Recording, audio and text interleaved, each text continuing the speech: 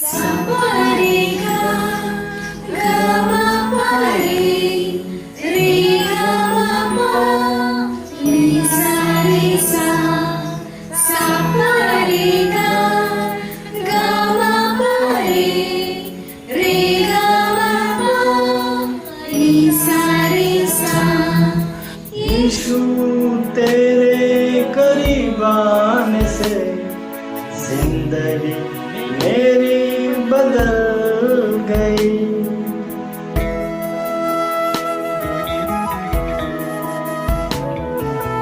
यीशु तेरे करीब आने से जिंदगी मेरी बदल गई।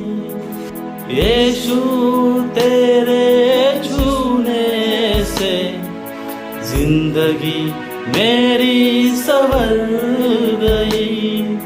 तूने मुझे है बचाया, तूने मुझे सहलाया, तूने मुझे है बचाया, तूने मुझे है सहलाया। मैं धन्यवाद करता रहूंगा, मैं धन्यवाद करता रहूंगा, मैं धन्यवाद करता रहूंगा, यीशु धन्यवाद करता रहूंगा। धन्यवाद धन्यवाद धन्यवाद धन्यवाद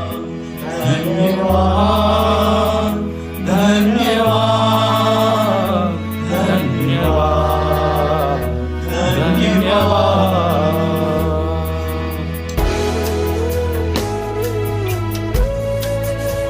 मैं जो पापों में डूबा हुआ था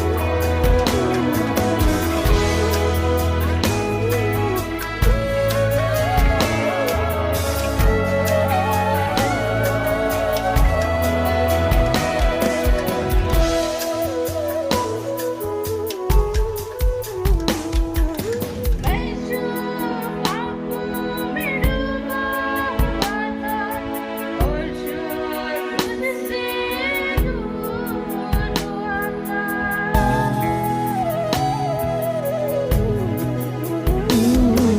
मैं जो पापों में डूबा हुआ था और जो तुझसे दूर हुआ था, तूने मुझे है छुड़ाया,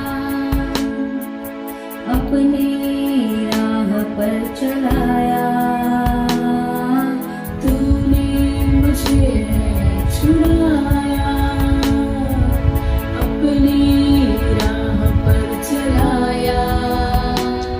मैं धन्यवाद करता रहूंगा, यीशु धन्यवाद करता रहूंगा।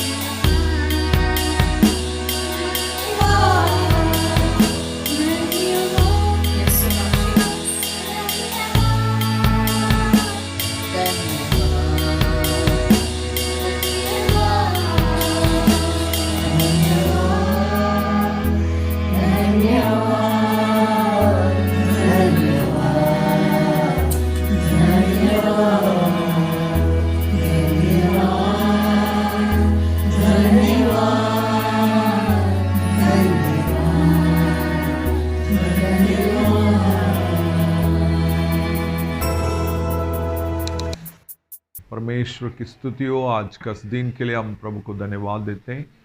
इस आखिरी दिन जो शुक्रवार 31 तारीख के लिए हम धन्यवाद देते हैं। प्रभु हमें दिया हुआ इस पूरे महीने के लिए हम प्रभु को धन्यवाद देते हैं। पूरे महीने में हम धन्यवाद देने के लिए प्रभु ने अनुग्रह हमें दिया, उसके लिए भी हम प्रभु को बहुत धन्यवाद देते हैं। पास्टर PKT त्यागराज जो एपोस्टलिक हैं और वो बहुत अच्छे एक आत्मिक पिता हैं, जिन्हें हमें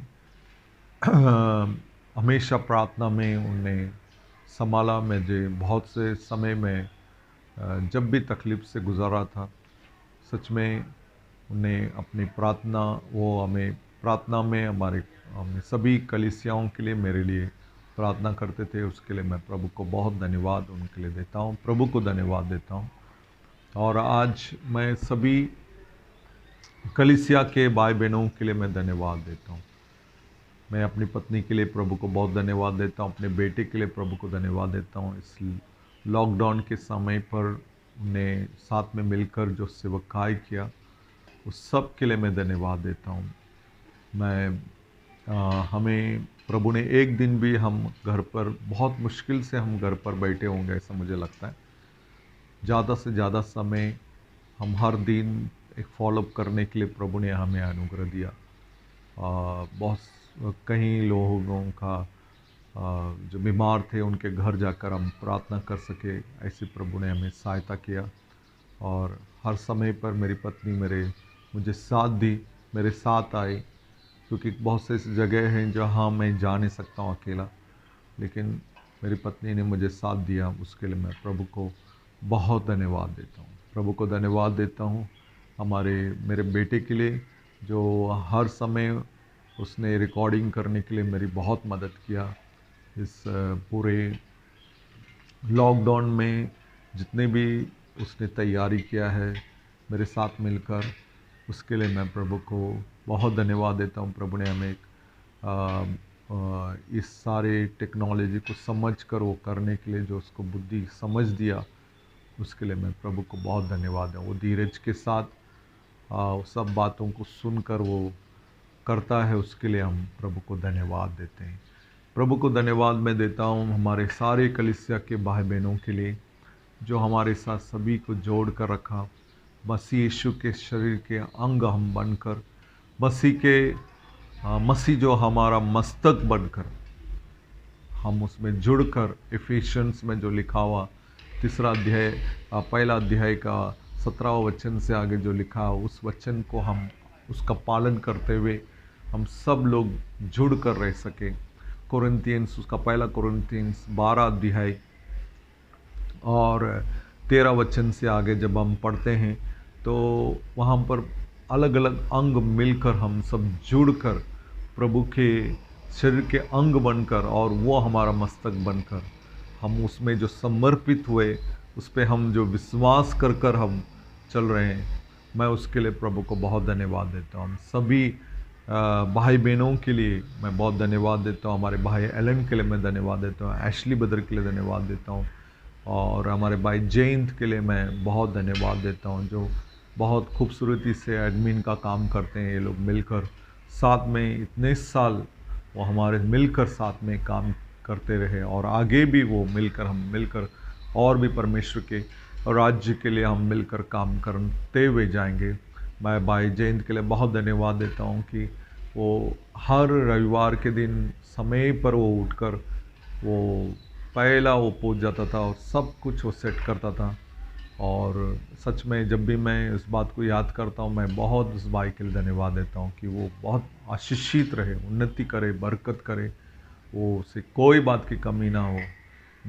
हमेशा मैं उसके लिए प्रार्थना करता रहूँगा, और उसके घर और भी परमेश्वर ने केवल इस धरती पे ही नहीं, स्वर्ग में भी उनके लिए बहुत बड़ा प्रतिफल प्रभु ने रखा है। हम हर एक उस सेवक जो प्रभु का घर पे सेवा किए, नारायण बदर के लिए मैं धन्यवाद देता हूँ। हमारे भाई बहन एलिज़ाबेथ सिस्टर के लिए धन्यवाद देता हूँ। हमारे सिस्टर ये सब प्रभु के घर पर बहुत ही वफादारी से उनने सेवकाई किया, अभी तक कर रहे हैं। उसके लिए मैं प्रभु को बहुत धन्यवाद देता हूँ। हमारे भाई एलन के लिए धन्यवाद देता हूँ, यूथ मीटिंग बहुत अच्छे तरीके से संभालते हैं। हमारे बहन डायना, ये सब मिलकर बहुत अच्छा सेवा करते हैं। उनकी पत्नी डायना, एलन की पत्नी जो डायना है, उनके लिए मैं प्रभु को धन्यवाद देता हूँ। मैं चाहता हूँ कि वो और भी बहुत से यूथ्स लोगों को लिए सेवा करे, जवानों के लिए रोज़ प्रार्थना करे और इन दिनों के जवानों को बहुत अच्छी तरीके समझने के लिए प्रभु ने ज्ञान और बुद्धि से और भरे। मैं भाई एशली और उनकी पत्नी के लिए मैं धन्यवाद देता हूँ। छोटे बच्चों की सेवकाई में ऑनलाइन में बहुत बढ़िया से सेवकाई कर रहे हैं और सबके संडे स्कूल्स जो ऑनलाइन में चालू है उसके लिए मैं प्रभु को धन्यवाद देता हूँ। इसे और वो जारी रखें और बदर से मैं कहूँगा कि और नए नए तरीके से बच्चों को वचन सिखाए, तैयार करे। छोटे उम्र में उनके अंदर जो बीज को वो डाल रहे हैं उसके लिए मैं प्रभु को धन्यवाद देता हूँ। इस समय हमारे सारे प्रेयर वॉरियर्स के लिए मैं प्रभु को बहुत धन्यवाद देता हूँ। सच में ये इस लॉकडाउन में उनको इकट्ठा होने को नहीं मिल रहा है। वो बुधवार के दिन हमेशा इकट्ठा होते थे लेकिन उन्हें मिल नहीं रहा है, लेकिन फिर भी वो अपने अपने क्षेत्र में रहकर वो प्रार्थना करते हैं, वफादारी के साथ प्रार्थना करते हैं। उसके लिए मैं प्रभु को बहुत धन्यवाद। शीघ्र ये अगस्त महीने में जो लॉकडाउन खुलने के बाद अच्छे तरीके से फिर से हम मिल सके और परमेश्वर की स्तुति हम कर सके, आराधना कर सके। मैं चाहूँगा कि सभी लोग इस विषय के लिए प्रार्थना में रखें, जल्दी से वर्शिप खुल जाए, हमारा मतलब इकट्ठा होना खुल जाए और हम प्रभु को धन्यवाद दें। तो मैं सारे प्रेयर वॉरियर सभी का नाम लेकर मैं बता नहीं सकूँगा, लेकिन मैं सबके लिए मैं प्रभु को बहुत धन्यवाद देता हूँ। सिस्टर रानी सिस्टर और उनके पूरे परिवार को बहुत ही रीति से आशीष करे। उनके अभी जो नए नए चेन प्रेयर्स जो स्टार्ट किए हैं, तो चेन प्रेयर में काफ़ी लोग जुड़ जाइए और भी लोग जुड़ जाइए और जुड़कर परमेश्वर की राज्य के लिए आप काम कर रहे हैं। इसका प्रतिफल आपको ज़रूर है। इसके प्रतिफल केवल आप नहीं, आपके आने वाले जनरेशन को भी इसका प्रतिफल मिलता है। और मैं सभी क्वायर के लिए मैं धन्यवाद देता हूँ जो इस लॉकडाउन में वो सेवा नहीं कर सके, लेकिन मेरे प्रिय भाई बहनों, आपकी सेवकाई जो है, आपने जो मेहनत किया है उसका प्रतिफल आपको है। जितने भी इंस्ट्रूमेंट बजाते थे सभी भाई बहन, आप आज भी उनमें टच में रहिए। अपने घर में आप प्रभु की आराधना करते रहिए, सेवकाई कीजिए। आप इंस्ट्रूमेंट बजाते हुए प्रभु के नाम को ऊंचा उठाते रहिए। जब भी कहाँ पर भी आपको मौका मिले प्रभु का गौरव करने का, आप अपना प्रभु के राज्य के लिए इंस्ट्रूमेंट बजा के प्रभु का नाम को ऊंचा उठाने, वहाँ पर आप सेवा कीजिए। और शीघ्र हमारा कलीसिया शुरू हो जाएगा, हम सब मिलकर इकट्ठा होंगे और हम प्रभु का गौरव करने वाले हैं।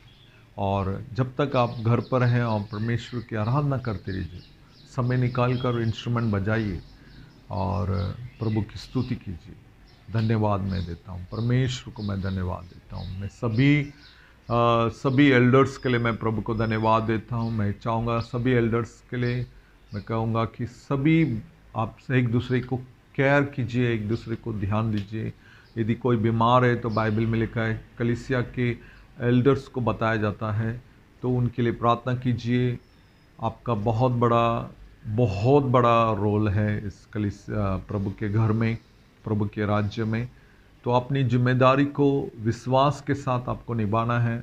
आनंदित रहिए, परमेश्वर के राज्य में आप आनंदित रहिए। और मैं आप सभी के लिए मैं प्रभु को बहुत और बहुत धन्यवाद देता हूँ। तो प्रभु आपको बड़ी सामर्थ से प्रभु और आने वाले दिनों में चले। मैं सारे जवान से कहना चाहूँगा इस समय मैं आप सभी के लिए मैं प्रभु को बहुत धन्यवाद देते हैं। इन जवानी दिनों में आपने प्रभु यीशु मसीह को समझने का अनुग्रह आपको मिला, लेकिन मैं आप सबसे कहना चाहूँगा इस जवानी दिनों में आप बहुत सावधान रहिए। जवानी दिनों में आप प्रभु को जितना ज़्यादा प्रभु को महिमा दे सकते हैं, धन्यवाद दे सकते हैं, उसी के साथ आप परमेश्वर के वचन के जो फंडामेंट, जो परमेश्वर का वचन जो कहता है उसके अनुसार अपने जीवन को रखिए। उसी का ही हमें प्रतिफल मिलता है। बाकी हम प्रभु का नाम बहुत ले सकते हैं, लेकिन प्रभु का नाम ले लेकर हम प्रभु के वचन के बाहर रहकर भी हम प्रभु के नाम को हम लेकर बहुत कुछ काम कर सकते हैं, लेकिन उसका कोई भी प्रतिफल नहीं। तो मैं सभी जवान से कहूँगा, वचन में जो लिखा है, वचन हमारे लिए, आकाश और धरती टल जाएगा, प्रभु का वचन कभी न टले। उस वचन में रह के आपको हर बातों को करना है और उसी का प्रतिफल आपको मिलेगा। सभी मैं जवान से कहूँगा और मैं सभी जवान को आशीष करता हूँ, वो बरकत करे, उन्नति करे, इस लॉकडाउन में भी आपको कोई कमी ना रहे, महिमा में और महिमा में बढ़ते जाए। और हमें आने वाले दिनों में बहुत लोगों को आप लोग को बचाना है, बहुत लोगों को नरक की तरह, नरक के अंदर से नरक के करीब जो जाने वालों को आपको निकालना है। ये आपके कंधों पर बहुत बड़ी सेवकाई है। सिर्फ आप काम करे आए और बैठे यही जीवन नहीं है, इसके आगे भी बहुत बड़ा आपके सामने एक बहुत बड़ा दर्शन है। उस दर्शन की तरफ आपको बढ़ना बहुत ज़रूरी है, बहुत कुछ आपको सीखना बहुत ज़रूरी है। आप जो भी सीखे हैं, आप ये मत सोचिए मैं बहुत सीख चुका हूँ, ऐसा मत सोचिए। आज भी हमको पवित्र आत्मा के द्वारा बहुत कुछ सीखना बाकी है। प्रभु के सामने आप हमेशा नम्र रहिए, पवित्र आत्मा के सामने नम्र रहिए और बहुत से बातों को आप सीखिए। मैं प्रभु को धन्यवाद देता हूँ। हमारे सारे जो जितने भी बदलापुर और विठलवाड़ी में सेवा करते हैं, हमारे भाई कल्याण में सेवा करते हैं, सभी से मैं कहना चाहूँगा कि आप लोग और पवित्र आत्मा में बढ़िए, प्रभु के सामर्थ्य में बढ़िए। मैं प्रभाकर ब्रदर रेबेका सिस्टर के लिए धन्यवाद देता हूँ कि आप बदलापुर में सेवा करते हैं और भी आप बोझ के साथ प्रभु की आत्मा में बढ़ के उस एरिया के लिए, उस जोन में परमेश्वर ने आपको रखा है और भी परिवार उद्धार पाए, लोग उद्धार पाए। आप और भी पवित्र आत्मा से बढ़कर प्रभु के राज्य के लिए आगे बढ़ते जाएं और प्रभु आपको इस नए साल में महान रूप से प्रभु आप लोगों को इस्तेमाल करे। मैं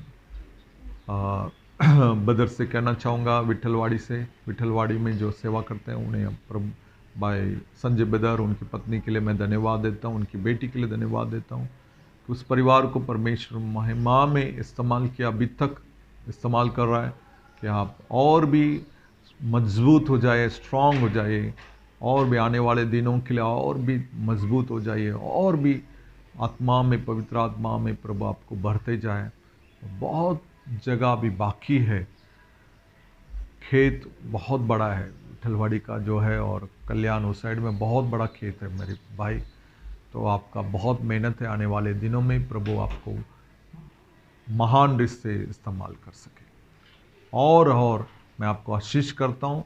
और सच में आप इतने समय में आपने बहुत दौड़ कर प्रभु की आपने सेवकाई किया है।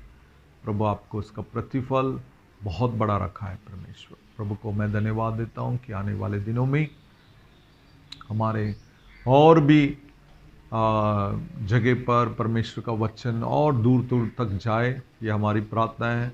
और आने वाले दिनों में ये परमेश्वर और आगे आने वाले दिनों में ये करने वाला है, उसके लिए मैं प्रभु को धन्यवाद देता हूँ। इस समय मैं सभी कलीसिया के सारे जो पति पत्नियों के लिए प्रभु को धन्यवाद देता हूँ कि आप अपने परिवार में इस आने वाले सालों में और धन्यवाद को बढ़ाइए, कौटुंबिक प्रार्थना में, वचन पढ़ने में और प्रभु के राज्य में एक मन होकर प्रार्थना करने में। अपने बच्चों के लिए सबसे मेन बात है, अपने बच्चों के लिए प्रार्थना करने के लिए आप अपने आप को ज़्यादा समय आपको देना बहुत ज़रूरी है। ज़्यादा से ज़्यादा समय अपने बच्चों के लिए, उनके जीवन का उनका जो जीवन जो है प्रभु में बढ़े, उसके लिए आपको देना बहुत ज़रूरी है। सभी चर्च के सभी भाई बहनों के लिए मैं धन्यवाद देता हूँ कि वो सब आने वाले दिनों में सेवा करें। सभी लोग को सेवा करना है। चर्च के हर भाई बहन, चर्च में कुछ लोग ही सेवा करते हुए नहीं रहना है, क्योंकि एक दिन परमेश्वर हमसे पूछेगा कि तुम मेरे लिए क्या किए। उस समय पर हमें जवाब देना सीखना, हमें आज से हमारे पास जवाब रहना बहुत ज़रूरी है। तो जहाँ भी ये है आप प्रैक्टिस कीजिए रोज़, कैसे मैं लोगों को सुसमाचार दे सकूं। प्रार्थना जब हम करते हैं प्रभु के पास, प्रभु मुझे सुसमाचार देने वाला मैं बना, सुसमाचार के लिए तैयार कर, तभी आप सुसमाचार दे सकते हैं।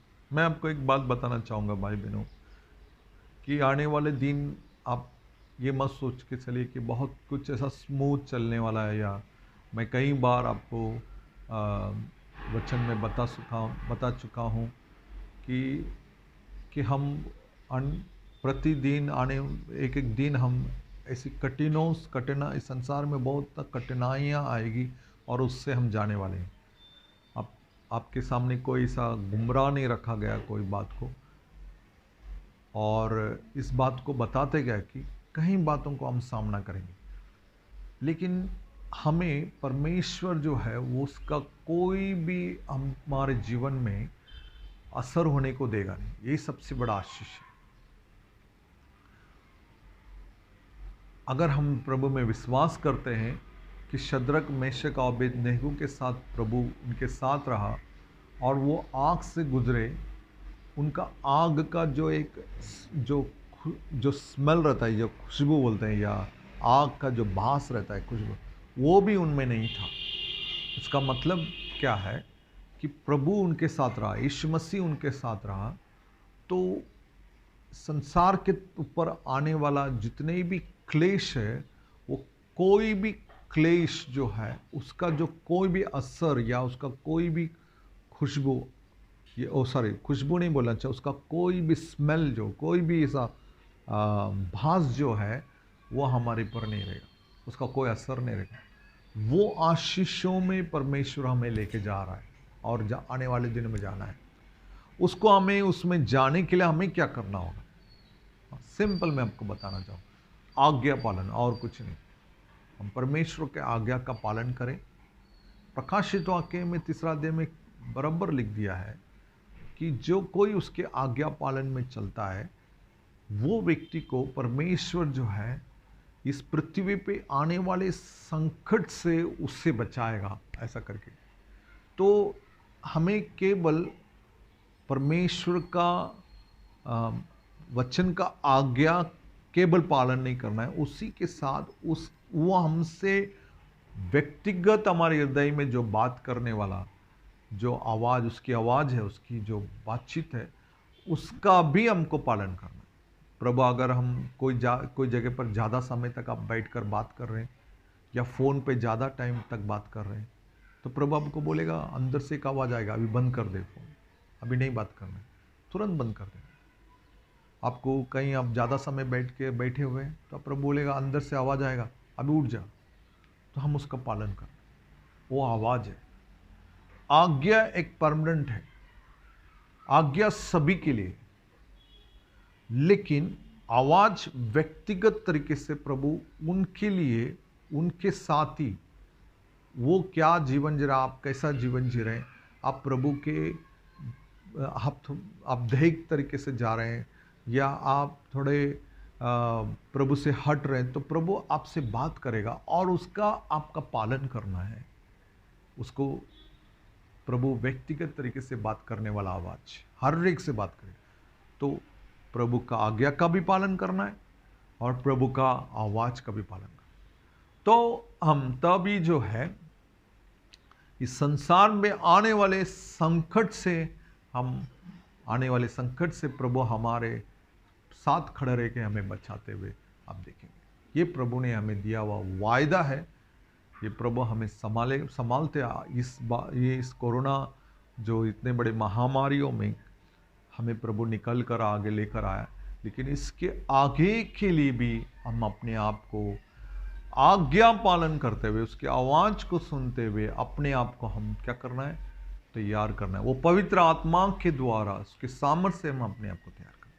मैं ये कहना चाहूँगा और सभी कलीसिया को फिर से एक बार यीशु मसीह के नाम से आशीष करता हूँ। God bless you. परमेश्वर शांति आप सभी के साथ। आमीन। इस समय हम पास्टर दयागराज पास्टर के उनके 5 मिनट्स का वो वचन वो दे रहे हैं। 5 मिनट्स में हमें प्रभु आशीष के वचन दे रहे हैं, आशीष कर रहे हैं। उसे सुनकर उनके आशीष को हम लेंगे। அருமையான இந்த நாளில் प्रिय इन दिनों में ஜேம்ஸ் பாஸ்டர் சபையுடைய 8வது ஆண்டுகள் முடிந்து जेम्स पास की कलीसिया जो 8 साल समाप्त होकर 9வது ஆண்டுக்குள்ளே பிரவேசிக்க போறாங்க.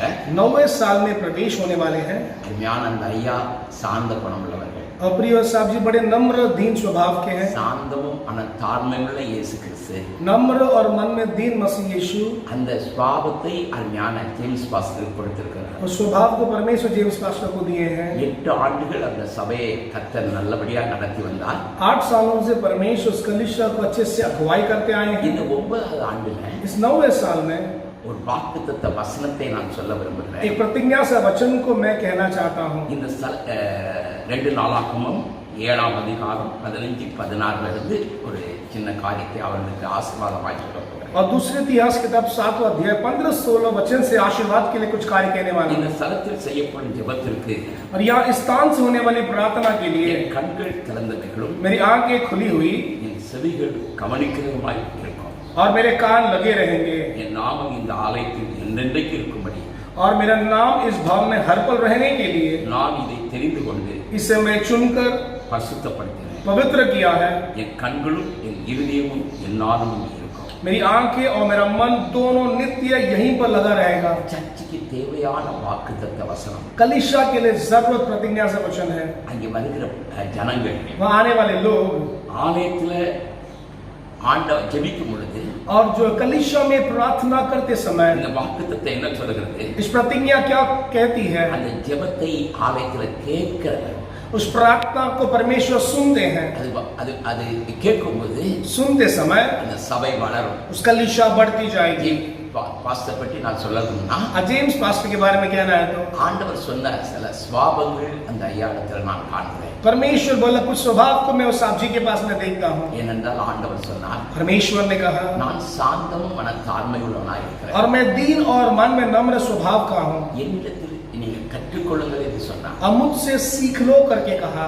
ஞான ஐயாவுடைய சுபாவம் அந்த சுபாவம் ஆண்டவர் கொடுத்த சுபாவம். और प्रिय साहब जी का स्वभाव परमेश्वर का दिया हुआ स्वभाव நல்லா है। படித்தவர்கள், अच्छे से पढ़े हुए हैं, எல்லா மொழிகளும் அறிந்தவர்கள். कई भाषाओं को जानते हैं। அப்படி இருந்து அந்த ஜேம்ஸ் பாஸ்டருடைய பேச்சில் ரொம்ப தாழ்மையை நான் பார்க்கிறேன். और वैसे होने के बावजूद जेम्स पास्टर के बातचीत में जो दीनता को मैं देखता हूँ, ஊழியக்காரனுக்கு இருக்க வேண்டிய மனத்தாழ்மை. ये सेवक को होना चाहिए मन में दीनता। இன்னொரு குணம் और एक स्वभाव மனத்தாழ்மையும் சாந்த குணத்தை ஆண்டவர் கொடுத்திருக்கிறார்.